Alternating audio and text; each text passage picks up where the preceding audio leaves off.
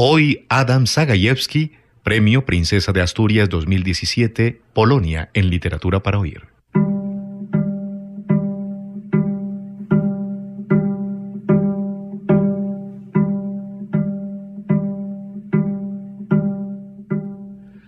Adam Zagajewski, nacido en Lwów, actualmente Ucrania, el 21 de junio de 1945, es un poeta, novelista y ensayista polaco. Es un miembro conocido de la generación del 68 en su país y uno de los más famosos poetas contemporáneos del mismo. Acaba de ser reconocido con el Premio Princesa de Asturias 2017 a las letras.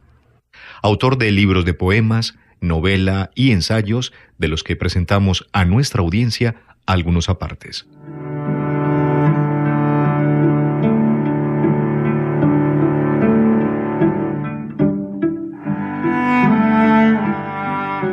Del libro Releer a Rilke, estas páginas evocación de los vínculos secretos entre poetas mayores. Leemos a Rilke por su poesía y su prosa, por su novela Los apuntes de Malte Louwrich Bridge y por los centenares, si no miles, de cartas que dejó, aunque también parece haber otro motivo importante. A nuestro entender, la suya es en sí misma el mejor ejemplo de vida de un artista moderno y quizá el modelo más puro y perfecto en su infatigable búsqueda de la belleza. En la tradición literaria alemana de Johann Wolfgang von Goethe, quien disfrutó durante largos años del estatus no solamente de poeta, dramaturgo y novelista excelso, sino también el de modelo de persona sublime, un ideal de ser humano que gozaba de gran éxito pero asumía el precio de la renuncia que implicaba pasar a formar parte de una sociedad burguesa que acababa de redescubrir el valor de los logros de la inteligencia. Goethe, que aceptó gustosamente la figura de alguien que representaba algo más que su mero destino singular y permitió graciosamente que otros, mediante el sinfín de ventanas que son sus cartas, diarios y conversaciones, pudiesen contemplarlo en sus diferentes momentos y estados de ánimo. Goethe, miembro de una familia patricia de Frankfurt, que de joven fue ministro en la corte de Weimar, era un científico que recibía todas las tardes en su bella mansión de Frauenplan a visitantes de todos los países imaginables y les desvelaba arcanos de geología, biología, literatura, un hombre al que Napoleón deseó conocer y con el que, como sabemos, se reunió. Aunque Goethe reavivó la imaginación de Alemania, al mismo tiempo se mostró extremadamente escéptico frente al nacionalismo de sus compatriotas, nacido a raíz de las guerras napoleónicas. Estaba orgulloso de su larga vida y no dejó de mofarse de quienes morían pronto. Poeta y pensador, su territorio era tan vasto que abarcaba numerosos elementos de la Ilustración, pero también ingredientes vitales del romanticismo. Y finalmente, este hombre que conocía a fondo los silencios del estudio del escritor fue también, en 1792, testigo de la miseria de la guerra premoderna. No como soldado, sino como observador que comparte con otros el lodo, el hambre y la desesperanza de una desastrosa campaña militar. Y justo después de ese gigante llegó Rainer Maria Rilke, un modesto poeta sin hogar, nacido en la periferia del Imperio austrohúngaro, un artista que hubo de inventarse unos ancestros y que reivindicó un linaje aristocrático, reivindicación al parecer altamente dudosa, un introvertido amante de la soledad y alguien que, sobre todo en sus últimos años, no se mostró particularmente interesado en publicar y hasta el final de su corta vida fue conocido únicamente por un reducido número de iniciados. Nunca fue ministro como Goethe, nunca senador como Yeats, ni embajador como St. John Pierce. Es cierto que adoraba codearse con aristócratas, pero no en la corte, sino únicamente en privado y preferiblemente en su entorno natural, sus castillos y palacios. Los consideraba reliquias pintorescas de una Europa medieval más o menos imaginaria. Es significativo que el castillo de Duino, perteneciente a la familia Thurn und Taxis, y cuyo nombre quedara ligado para siempre a la poesía de Rilke, resultase destruido durante la Primera Guerra Mundial y reconstruido mucho más tarde. Los aristócratas que Rilke conoció eran la sombra de magnates otrora poderosos. Ni uno solo de los políticos influyentes de su época tuvo interés en conocerlo. Clemenceau y Rilke, Lloyd George y Rilke, ¿Lenin y Rilke? No, imposible, ridículo, menuda broma. Paul Valéry sí, es más lógico.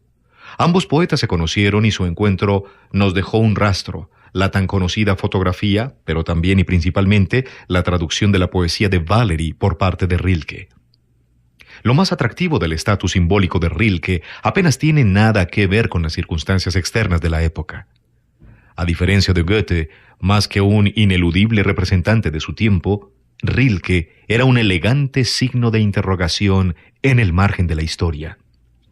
En el espectro del modernismo literario se alineó con los antimodernos, en el sentido de mostrarse hostil a muchas de las características de la recién nacida revolución industrial, aunque no se tomó la molestia de desarrollar sus ideas de forma coherente. Al fin y al cabo, era un poeta y no un periodista filosófico.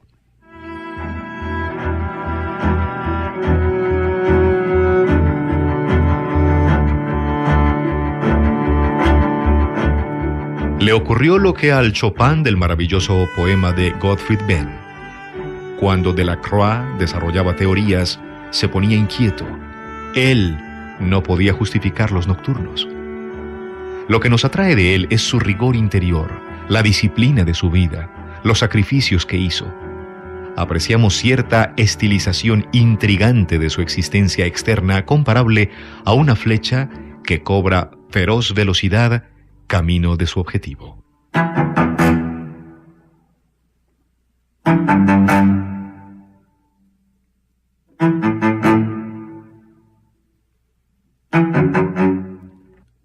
Hoy en Literatura para Oír, textos del Premio Príncipe de Asturias 2017 Adam Zagajewski, Polonia.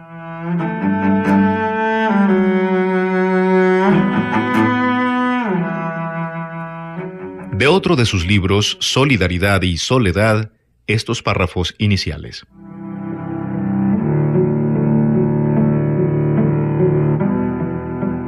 «1983. Durante los últimos años han ocurrido en Polonia tantas cosas distintas y extraordinarias, magníficas y lúgubres, que cuesta encontrar el tono adecuado para describirlas. Haría falta ser un Shakespeare para resumir en una frase, en un artículo, todos los claroscuros, todo lo esperanzador y todo lo abyecto.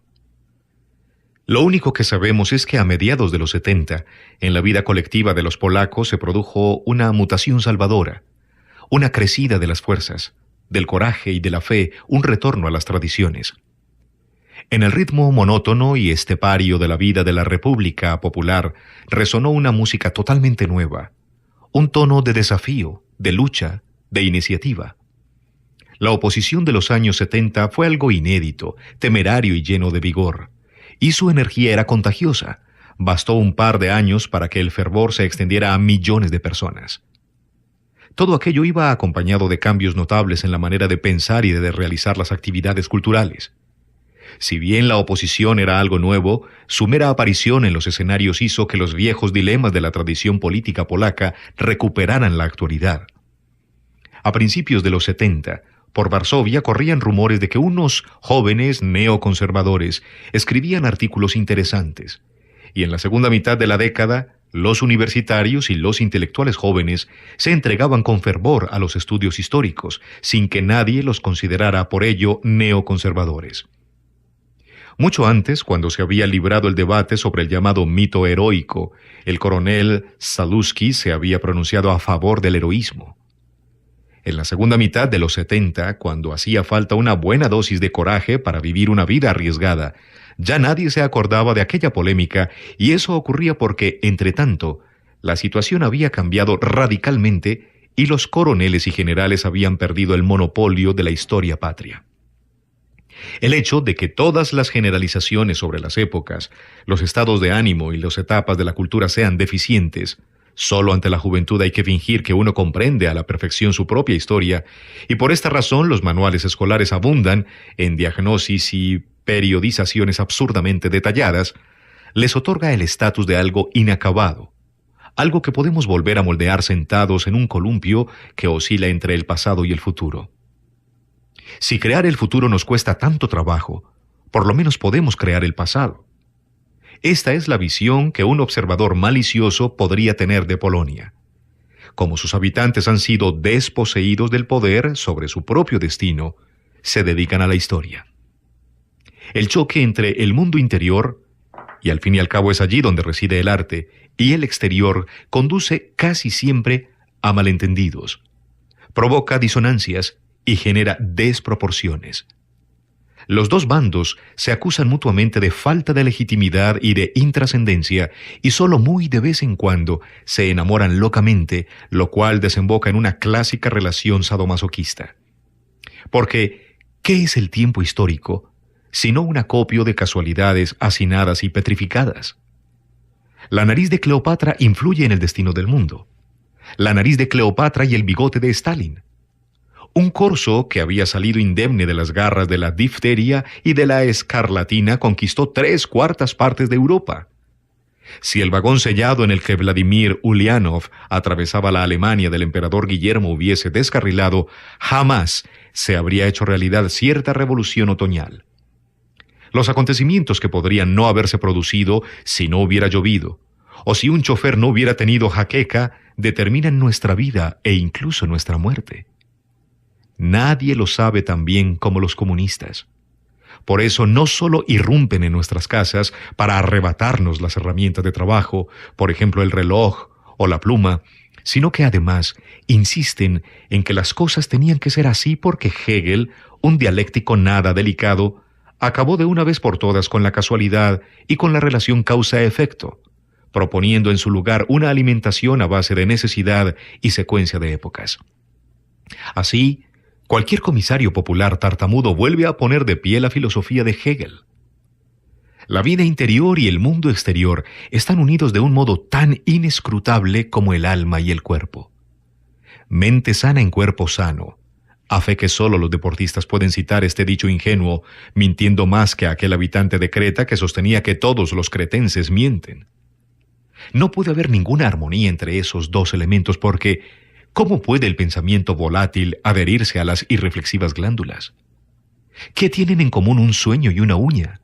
La desesperación y el fémur.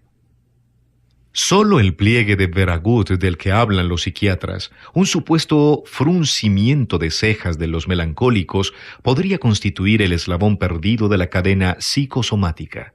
Pero quien ha sido lo bastante afortunado para visitar por lo menos una vez en la vida el reino de las depresiones, sabe que, en el fondo, los responsables son los planetas, en particular Mercurio, y no las cejas ni sus movimientos tectónicos.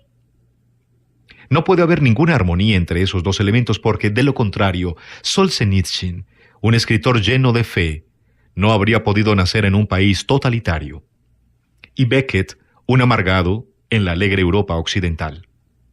De hecho, la vida interior más bien se rebela contra el mundo exterior, y éste se venga encarcelándola, deportándola o asesinándola porque, bien mirado, el verdadero eslabón perdido es la bala de carabina que, a semejanza de la aguja en manos del mejor sastre de España, perfora el cráneo y los pensamientos al mismo tiempo.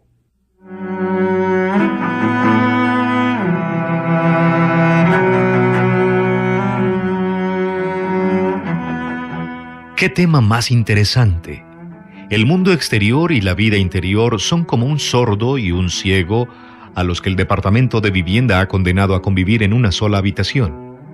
O como el río que, sin sospechar nada, sin esperar ninguna trampa, desemboca en el mar y deja enseguida de ser agua dulce. Y no es de extrañar que no lo acompañen en el viaje los peces que le habían sido tan familiares desde el nacimiento, etcétera, etcétera. Hay un sinfín de símiles al alcance de la mano, y todo para que finalmente no sepamos explicar la convivencia de los dos elementos. La vida interior suele llamar a la puerta del mundo exterior, como los testigos de Jehová, que siempre vienen cuando estamos cenando, mirando una película interesante en la televisión o cuando nos entregamos a la dulce ociosidad. La vida interior se rebela contra la crueldad del mundo exterior. Los grandes libros del siglo XX fueron escritos contra ese monstruo por solitarios que luchaban con la desesperación. Nadezhda Mandelstam, que obligaba a su marido a aprenderse de memoria sus poemas.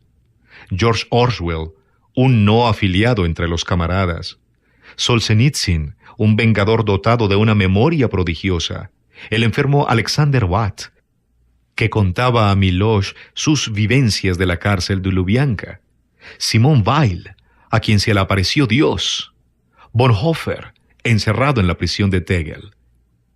Hace decenios los viajeros hablaban de las nieves de la región polar. Scott o Amundsen lucharon con la nieve y la nieve está presente también en los poemas de Mandelstam.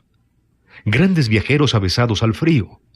Pero un Nietzsche del siglo XX, ha habido tantos imitadores y discípulos de Dioniso, arguiría: vuestros maestros son una pandilla de convictos o de enfermos.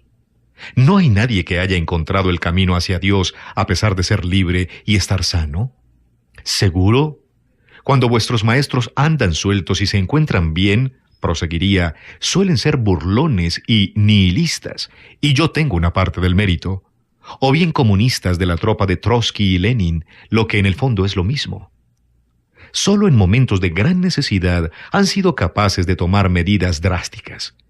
Y ahora vosotros, sus lectores, vosotros, coleccionistas, comentaristas, periodistas, eruditos, filólogos, profesores y estudiantes, os reconfortáis con el calor que ellos le arrebataron al hielo, y admitidlo, por las noches os imagináis en algún lugar de Siberia, y oís los aullidos de los lobos, o bien las paredes de vuestra confortable habitación os parecen los gruesos muros de la prisión de Tegel.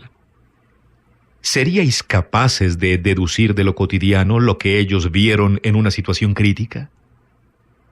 Si traigo a colación la hipotética voz de un nuevo Nietzsche, no es porque esté de acuerdo con ella, sino porque en la extraña y exasperante polifonía de opiniones del siglo XX, este tono escarnecedor y negativo es omnipresente.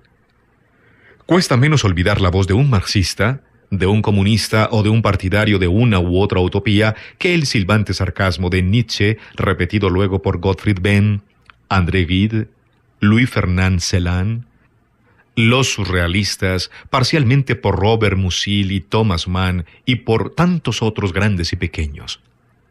La tradición nietzscheana parece dar una forma diferente a la percepción del mundo y de la cultura, una forma que podría definirse como espiritualidad negativa, porque se manifiesta a través de la desconfianza hacia las formas espirituales positivas, piadosas, centradas en los valores. Dirige un sarcasmo contra cualquier pietismo, sea este religioso, patriótico o incluso estético, porque por todas partes husmea engaños, subterfugios del orgullo, de la vanidad o de la debilidad, y mire por donde mire, no ve más que máscaras, falsedades, intereses creados, comportamientos gregarios o hipocresías. Pobre Nietzsche, que se deshacía de todo lo positivo, de todo lo bondadoso. Dijo: siempre me resulta difícil romper un plazo, pero cuando lo hago, en su lugar me crece un ala.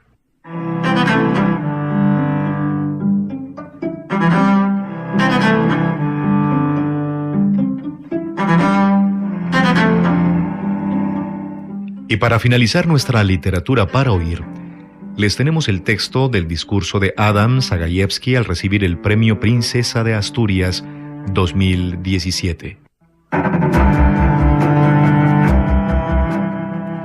Majestades, queridos premiados, señoras y señores, la poesía es, de entre las artes, la menos técnica, no surge del taller o de la teoría, no surge de la ciencia, aunque, añadamos, tener una formación no perjudica a nadie, ni tan siquiera a un poeta, sino que surge de la emoción de la mente y el corazón que no se puede ni prever ni planear. Unos años atrás, Leonard Cohen habló hermosamente de esto en este mismo lugar. Por eso, los poetas no se conocen a sí mismos. Suelen vivir en la inseguridad, esperando pacientemente la hora en la que se abren las puertas de la lengua. No sabemos qué es la poesía a pesar de que se han escrito sobre ella miles de libros que podemos encontrar en todas las grandes bibliotecas. Cada generación crea su propia visión de la poesía, aunque conserve a la vez una fidelidad hacia unas formas tradicionales sin interrumpir así la continuidad de un proceso que había empezado aún antes de Homero, y que perdura hasta nuestros días, pasando por Antonio Machado, Zbigniew Herbert y siguiendo adelante.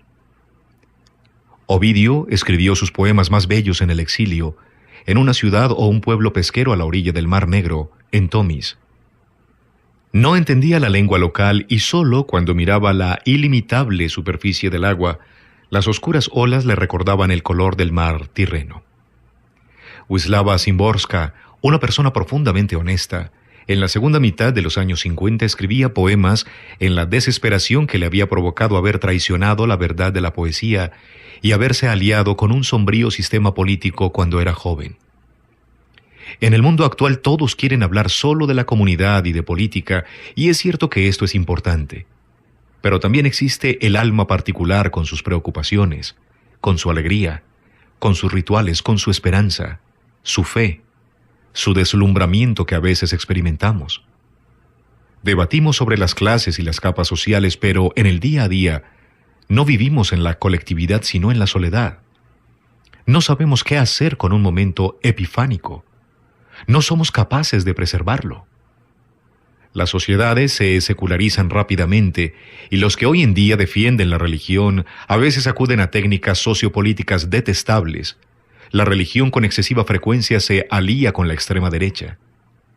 Czesław Miłosz, un poeta fervorosamente religioso, católico y que a la vez era partidario de una sociedad abierta, democrática, se ve desdeñosamente repudiado en la actualidad por reaccionarias agrupaciones católicas.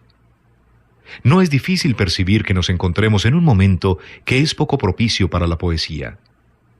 Cualquiera que de vez en cuando participe en uno de los numerosos festivales de poesía en Europa, independientemente de en qué país, no puede dejar de advertir que el público en los encuentros poéticos disminuye de manera sistemática. La poesía no está de moda. Las novelas policíacas, las biografías de los tiranos, las películas americanas y las series de televisión británicas están de moda. La política está de moda.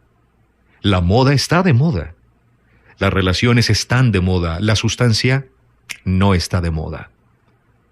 Los pantalones entubados, los vestidos con estampados de flores, las perlas en la ropa, los jerseys rojos, los abrigos a cuadros, las botines plateados y los pantalones vaqueros con apliques, esos están de moda. Las bicicletas y los patinetes están de moda. Los maratones y los medio maratones, la marcha nórdica. No está de moda detenerse en medio de un prado primaveral ni la reflexión.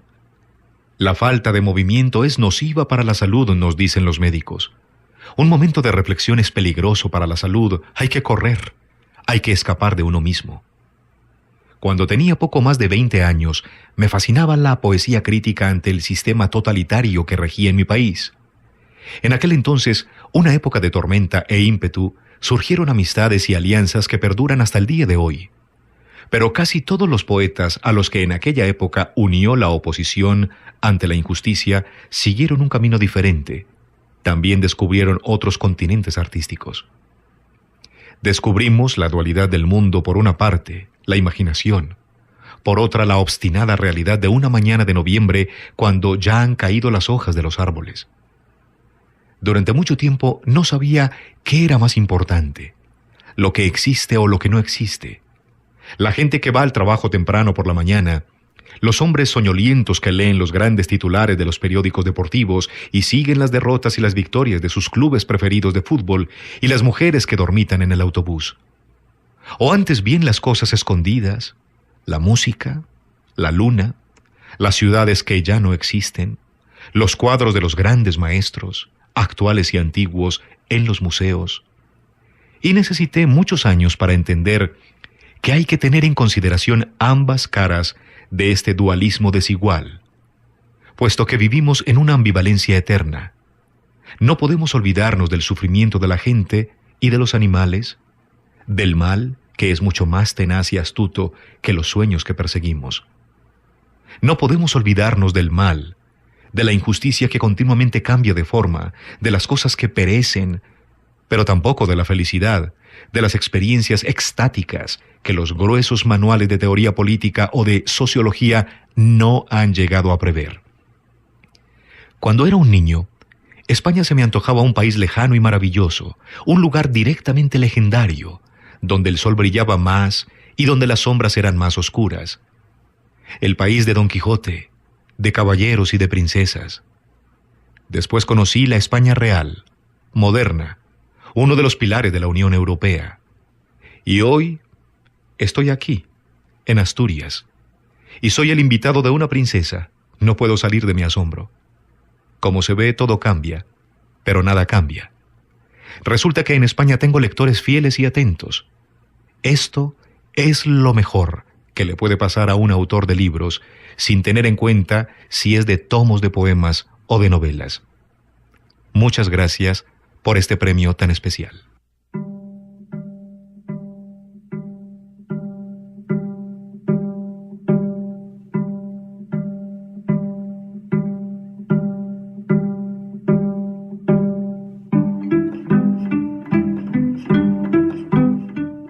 Hoy en Literatura para Oír, el premio Princesa de Asturias 2017, Adam Zagajewski, Polonia.